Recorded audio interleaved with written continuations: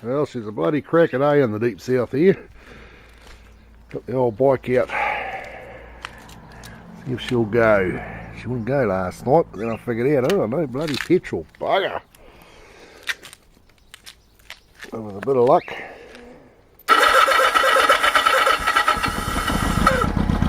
might take a while to warm herself up, but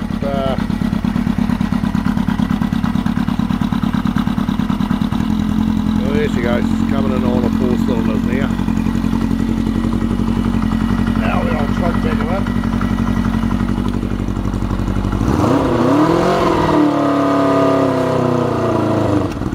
Whoa! Didn't like that.